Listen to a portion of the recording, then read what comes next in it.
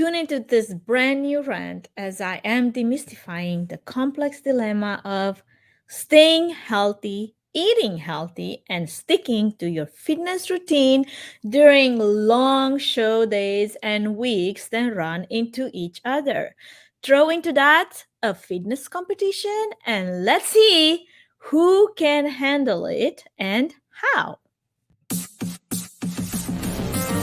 Welcome to Events Demystified Podcast, the Rant series, where we go off the cuff and say it as it is, tackling anything and everything in the AV production, technology and event industry that not a lot of people are willing to talk about. The Rant series is short and spicy, comes out twice a month in between the more tamed interview style episodes.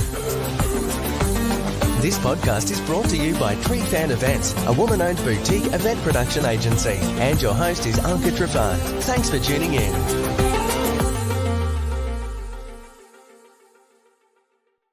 Welcome to my brand new office with a wonderful view. I am actually in a hotel room as I am recording this brand new rant.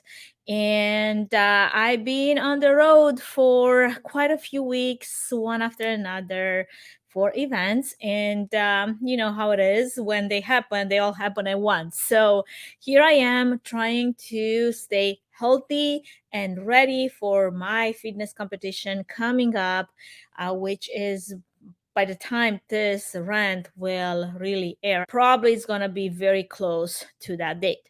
So, needless to say, being on the road, working long hours, working events that are multiple day events, and staying healthy, sometimes that just doesn't go well together. It's almost like an oxymoron, you know? So this rant goes out to all my fitness fanatics, health nut, tech friends that inspire me to be more like them every day, even during those 18 to 20 hours long days. As an adult woman that has worked in event productions for almost 20 years now, who's consistently struggled with keeping a work-life balance and a healthy lifestyle in a pretty demanding field that is nothing but suitable for a healthy lifestyle, who's worked full-time all these years while also birthing two full-term healthy and huge birth children out of this one tiny body, who's also gained and lost over 60 pounds with each one of those pregnancies. Also, as someone who's been fairly active in the CrossFit community and for the last year and a half have been training hard for her very first international natural bodybuilding and fitness competition, entering as an amateur in the Bikini Open and Masters divisions, all the while running a business, traveling 2-3 full weeks at a time out of the month for events, trying extremely hard to balance this work, fitness, and whatever personal life I have left. I felt that this one topic that is quite important for the benefit of our wholeness and our mental health and our health in general is a quite important topic of ranting about living this healthy, wholesome life with all the demands that the event world throws at you, can be a challenge, especially in this endemic world. But it's also so important now, especially when we talk so much about mental health and physical health and healthy boundaries and keeping a healthy work-life balance. And the more we talk about it, the harder it all gets to actually implement and do. And it almost feels like it's another chore added to this list of never-ending chores. So in this context, how does one do it, and how does one do it well? Now, I have no intention to set myself as an example here because I am far from perfect. And like everyone else, I'm juggling a lot of balls in the air. I have days when it all gets extremely close to crashing and burning. So, with this full disclosure in mind, all I can do is just share my experience, my wins, my shortcomings. And if that inspires you in any way to maybe take some of the good stuff and leave some of the bad stuff or avoid some of the mistakes, well, more power to us. Okay, so to give you a full picture of how this works, if you're the kind of person that loves to Netflix and chill on a regular basis, maybe this is not for you. I honestly don't remember the last time I just Netflixed. I chill all right from time to time, but binge watching Netflix is really not part of my routine and never was. I personally think Netflix is a huge waste of time unless you walk away having learned something useful and finishing maybe a whole season of, I don't know, Breaking Bad or Stranger Things. Just doesn't add anything useful and valuable to your life. You can try to convince me otherwise. No matter how hard you try, I don't think it's going to work out. Sure. I mean, I will watch a movie from time to time or catch up on an episode of some season.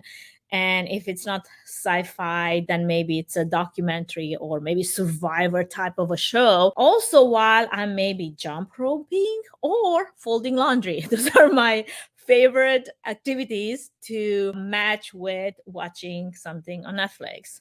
I love multitasking when it comes to Netflix. So if I can do a chore in the house while watching something, then it's definitely a done deal. Because otherwise, by simply doing the math, there's just not enough hours in a day to fit it all in. I mean, if I just try to just give you a little break of my day, if I try to fit an hour of meditation right after I wake up with 1 hour of getting the kids up and fed and dressed and ready to be out of the door. Okay, say you don't have small kids to fend after, and this is your lucky day because you just gain yourself 1 hour of Netflix. But I am a mom, so I have to get my kids out of the house most days during school days. And if it's summer, like summer break right now, there's always some camp or some activity or some VBS that they would go to during the day. So somebody has to get them out of the house first, obviously feeding them and taking care of them because they are part of our family and we love them and we want to keep them healthy. I digress. Anyway, if I add to that 2 hours of weightlifting, and again, this is a bit more of my routine in the last year, just because I am planning to compete and that just requires a lot of workout. Then also an hour or two of cardio. I know this sounds crazy, right? But just recently I started cutting, which just means that I need to get to a specific stage weight and a percentile when it comes to body fat, which means I needed to add more cardio to my weightlifting routine, which kind of sucks. That's a different story. Then let's talk about 8 to 10 hours of office or event related work. And this is usually taken, by meetings, walkthroughs, if not on a full on 10-hour event day on site somewhere. Then I've got 1 to 2 hours for prepping, having dinner with the family. And this is something that I try to keep constant. I'm not saying that it's perfect. I'm not saying that I don't fail at it. I'm not saying that I don't miss dinners. But if it's something that I can keep consistent in our family life, I feel like it's a win. And then I have 2 hours during, weekdays, maybe 4 to 6 hours during weekends when I would spend quality time with my kids and doing diverse activities and obviously the night routine, which takes forever. And then to that, what's left is 5 to 6 hours of sleep in a 24-hour day. And I think the math doesn't even add up at this point because it already sounds like it's a lot of things. But in general, that's kind of like the overall view of what my daily routine looks like. So, all of that to say, if you're probably just tired from listening, this has really been what my day looks like for the last several years, including during COVID when most people were struggling with being bored out of their head. Well, let me tell you, I don't recall one day during the pandemic when I didn't have a full schedule, to be honest. I've always had a project that I worked on. And sure, I mean, I do try to, I don't know, save a day or two a month when I go hiking or backpacking, which is a good rest day for me. But even the rest days mean moving and doing. And that's just the way I am. I mean, this is who I am. Just sitting, putting my feet up, not my thing. Okay. And that might not be the way you are. I don't suppose you are, but that's okay. I honestly would not know what to do with myself if I had to do a full day of nothing. I mean, do you sleep the whole day? Do you ponder upon the mysteries of the world? Do you write things down for maybe that future book that you're still hoping to finish one day? Or maybe add to do things to your imaginary list in your head? I don't know. My brain doesn't stop from constantly working on something. So imagining like a completely empty day is really impossible for me to grasp, as impossible as that sounds. So just go with me. That's who I am. Okay, so now that I've spent like half of the time rambling, how do you keep a healthy balance or resemblance of a lifestyle during a busy event show day? And I've had weeks upon weeks of work travel this year. And for someone that's heavily training for this demanding competition, that has been one of the hardest challenges to overcome, to be honest. So I had to come up with a strategy, and my strategy has been having good, healthy nutrition options on long days when I loading and when I set up, and those show days when you're just on your feet and you're just inside of a venue or a ballroom the whole time and you don't have time to just split and go and eat something healthy. And as many of you can relate, when in a convention center or maybe some venue or whatever, some event space, when you're in the middle of nowhere, or even when you're in the middle of a large city like San Francisco, you don't really have time to go and have a decent meal in a decent restaurant during the event day. And that is just part of the reality of working events. In most cases, you're required to be there on the show site from early in the morning until very late at night. And especially during the setup, the rehearsal, before the event ever started, as well as during the event days when the event is happening, and after that for the strike and loadout. So, all that to say, my strategy has been on those travel days when I get into whatever new city that I have an event in or I am working in. First thing I do after I check into the hotel, I kid you not, I would run to Trader Joe's. Now, I know that Trader Joe's doesn't exist in every city, but that is my go-to store if I can find it. If not, I will try to find another alternative when it comes to a grocery store that has healthier food options. Sometimes even Walmart has to do, because that's the only option that I have. And even there, I make sure that I have a list of the things that I can buy. And it's literally a list that I keep for each one of those stores that I can just go into. And I know exactly what I'm going to get for breakfast, for lunch, and dinner. Things that I have already logged into my nutrition app, and it's easy to make a meal out of, especially when you're on the go. So I do make sure that I have healthy breakfast options and some lunch options, sometimes even dinner, even though sometimes dinner happens to be, outside of the event space. Hopefully, if it doesn't, then I would always have some beef jerky with me. And I'm kidding, but not really. But here's my snack options for the last few days, which is baby spinach for everyone that is been craving baby spinach by itself. It's amazing when that's all the carbs you can have. Just know. Also, my sparkling water. This is my dessert.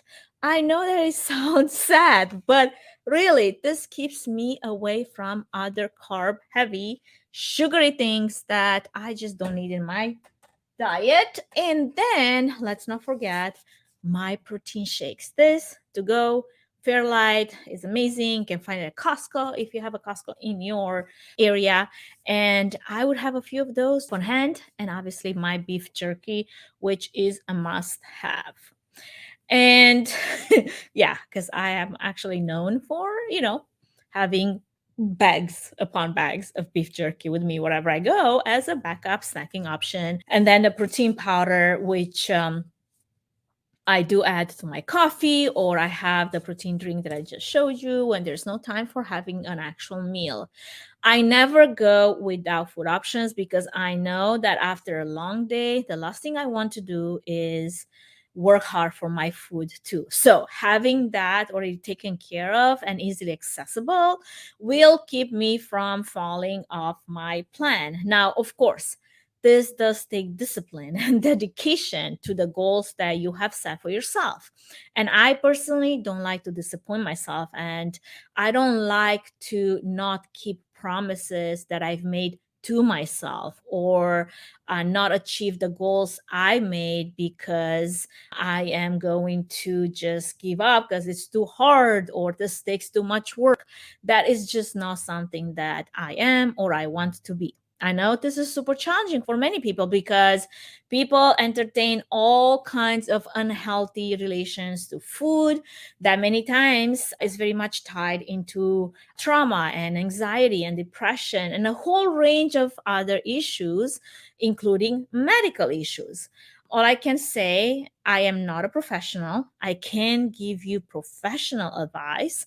All I can tell you is being prepared and having healthy food options beats having to make choices when you're hungry and tired, which in my case turns into hangry, because most likely your will to stay disciplined is highly impacted by being tired and starving by that time.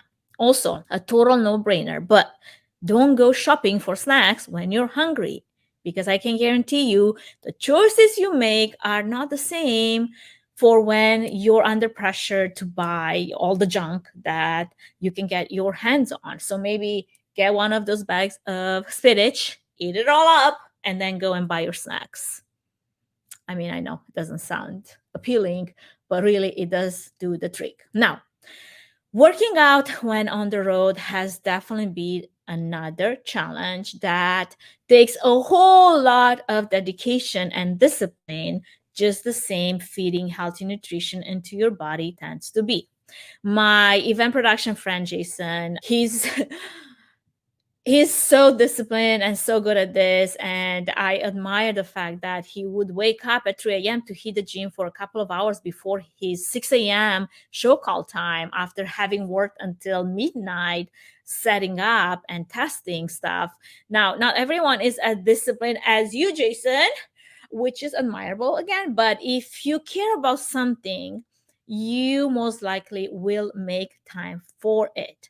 My other event planner friend, Kurt, would bring his jumping rope on the road with him. And if he doesn't have access to a gym or a hotel gym, or he just can't get out of the venue while he's setting up or he's on some event site in between appointments and shows, he would just pull up his jump rope and just jump. And that is something that I've actually made a habit myself, especially when I'm watching something in the evening. And if I'm not folding clothes, I am jump roping just to make up my steps or do my cardio, or just to keep my body moving. Okay. I also have this set of travel bands that you can find on Amazon. Maybe I will remember to put the link down in the episode notes. I use that in conjunction with a workout routine that my trainer has created for me while I'm traveling, to use in my hotel room if my hotel does not have a gym, and if I have no more bandwidth to maybe go for a run, or maybe it's too late or something like that. You know how those event days can run very long.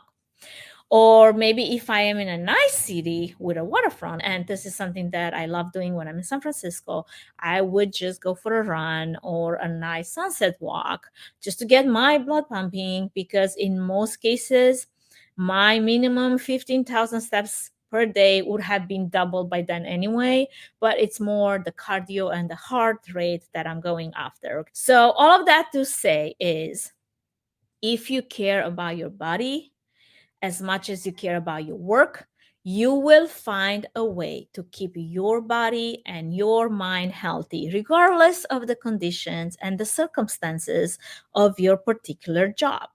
Many days I am stuck behind my screens and my desk for hours on no end, especially during those production days of virtual events, and I barely do a count step of 3,000 steps, if that even happens during that day.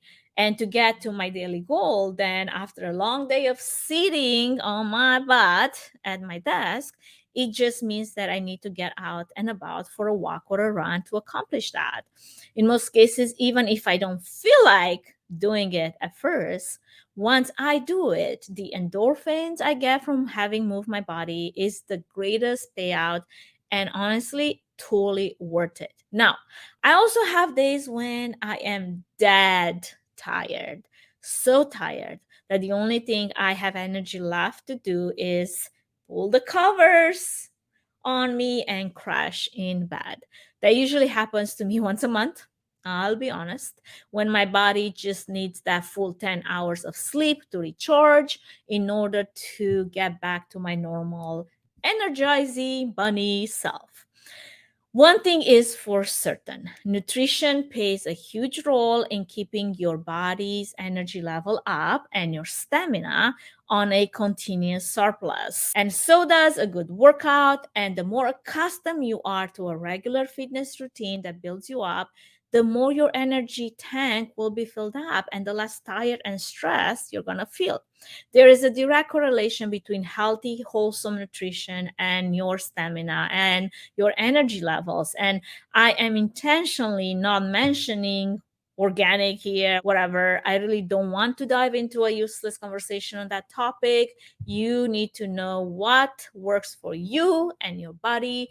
And I am not going to give you any directions on that topic. I don't diet and I don't do keto.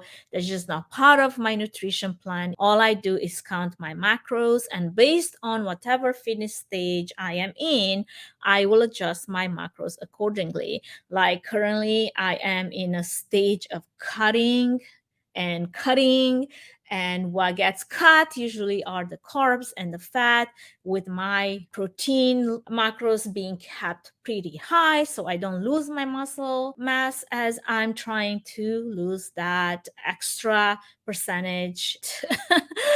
It's so hard to get to. So getting from 15% body fat to 10% body fat is a whole different challenge versus to just losing weight.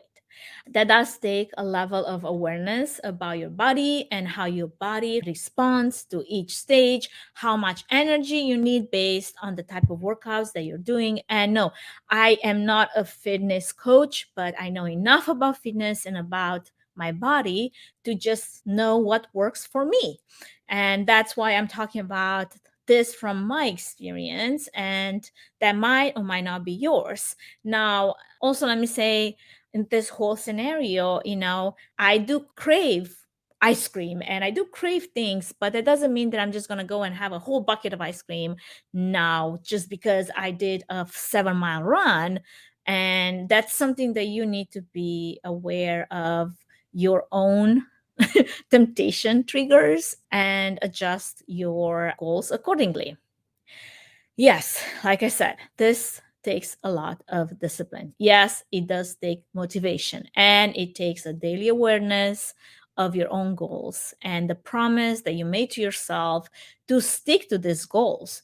But it's so worth it. I am 40 and I have never felt better in my skin, healthier, confident, full of energy, mentally, physically, and emotionally. And yes, I do struggle on a daily basis. I used to struggle on a daily basis with anxiety and depression, and I have tried to fix myself with therapy. And I mean, I'm sure there's a place and a time for that too.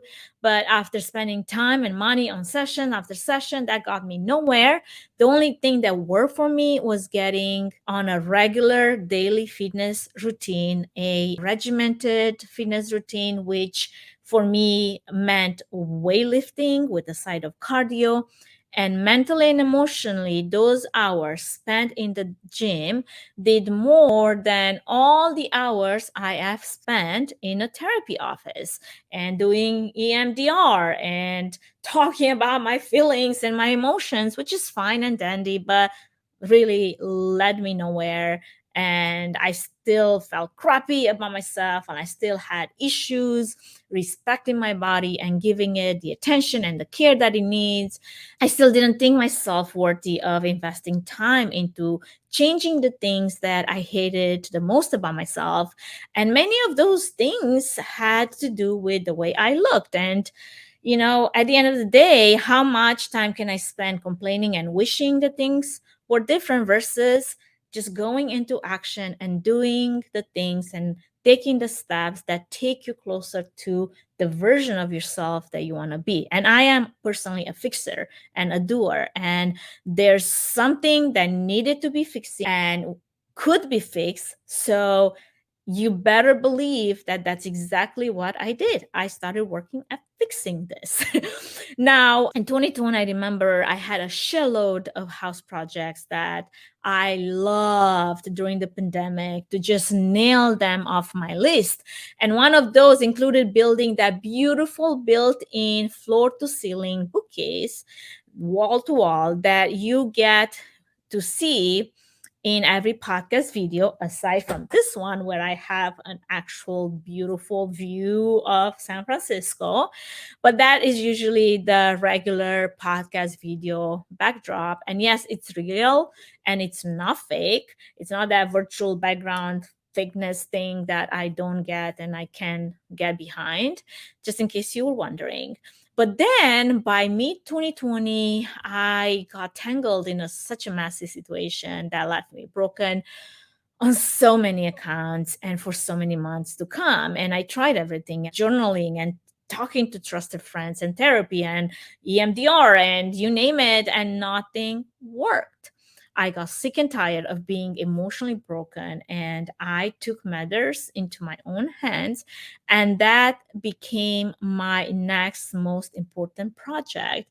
I'm still working on finalizing the work I started in 2020, which included my whole self.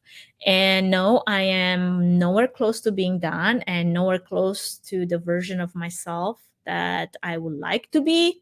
I've still got issues galore I like to grow away from. And the same way, I see my body changing and transforming into its best version of itself. I think, and I do have faith that I can accomplish that at an emotional and a mental level, because the goal is never to stop growing. And I am willing to put in the work that it takes, because this project that I started, which is myself, will keep me busy for the rest of my life. And I have no doubt about it. Now, that is all for today's rant. I know I went on and on, different directions and different tangents. Thank you for tuning in. I really hope you get something out of this rant. I wish that I could hear from you. What has been your greatest challenge you had to overcome in the recent years, and how did you do it? We need more inspiring stories of grit, resilience, and persistence in doing the right thing for the right reason, with the hope that the outcome is that which brings most joy and fulfillment to our life. Here's to that, and being the best version of ourselves that we can be, mentally, emotionally, spiritually, and physically. Until next time. Thank you for listening to the Rant series of Events Demystified podcast. If you enjoyed this series and the other interview-style podcast episodes, please take a moment to review it and rate it. If you'd like to take it one step further, feel free to share it with your network. Connect with Anka on social by tagging @Events Demystified Podcast. And if you'd like to learn more about Tree Fan Event Services and find out if we're a good fit in supporting your event, can we help your event be successful with a 20-minute free consultation? Link in the episode's notes. Thanks for tuning in.